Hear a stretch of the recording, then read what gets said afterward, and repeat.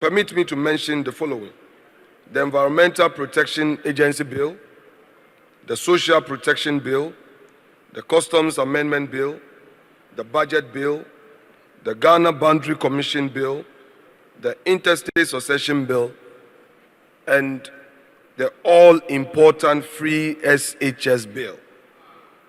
Mr. Speaker, these and other similar important bills before the House need to be considered before the House proceeds on recess. Again, government flagship policy 1D1F.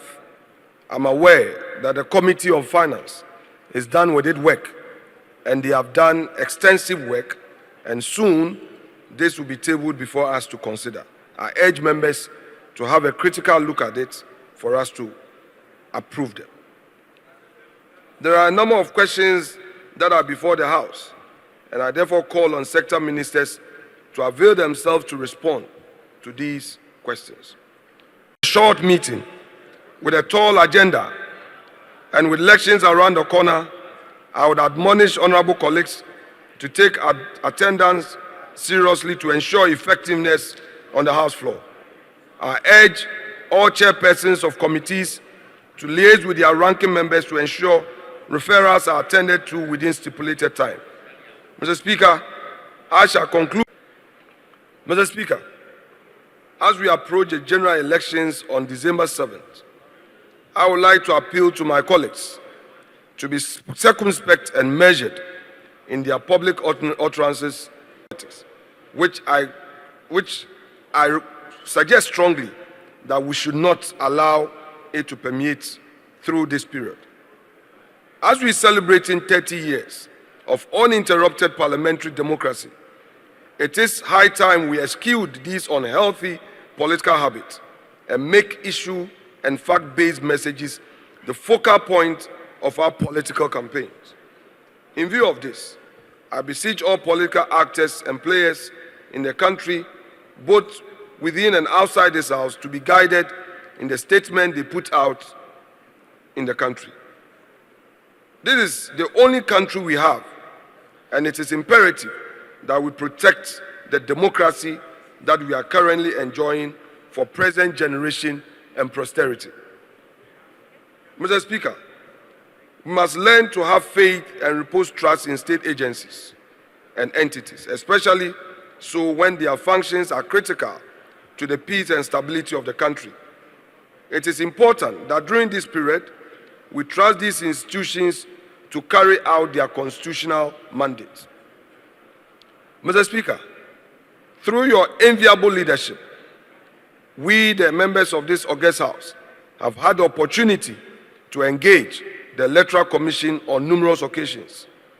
It is my expectation that we will continue to use this opportunity granted us through your leadership to judge with the EC on salient issues bordering on the conduct of the forthcoming general elections. Mr. Speaker, one issue that caught the attention of the nation during the recess was the issue of illegal artisanal mining, popularly known as galamsey in our local parlance. Mr. Speaker, although artisanal mining has been part of our local economy for decades, the devastation to our water bodies, forests, and ecological reserves calls for the need to revisit the issue of artisanal mining in recent times. Mr. Speaker, as recent as 2015, Honorable Seth Tekpe, the then Finance Minister, appeared before the Finance Committee of Parliament during President John Dramani Mahamad's administration and cautioned the nation that galamsey was destroying our cocoa economy.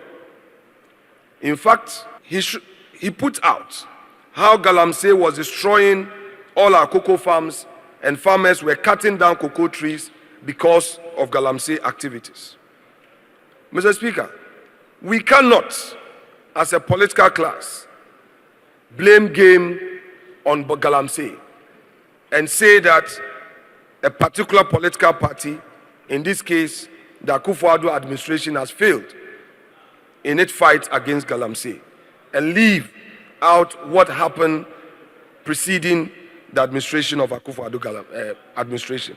Indeed, it's a known fact that Akufo-Addo administration took a decision to deploy the Ghana Armed Forces through what is known as Operation HALT, in elective fight for the survival and sustainability of our livelihood as a nation.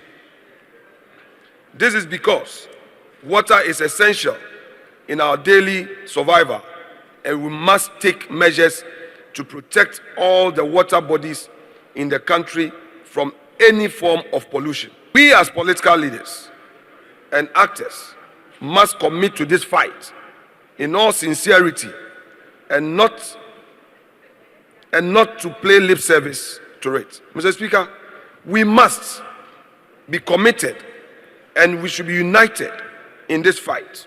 Mr. Speaker, permit me to... This morning, I got a memo which was addressed to Mr. Speaker by the respected member for Tamale South.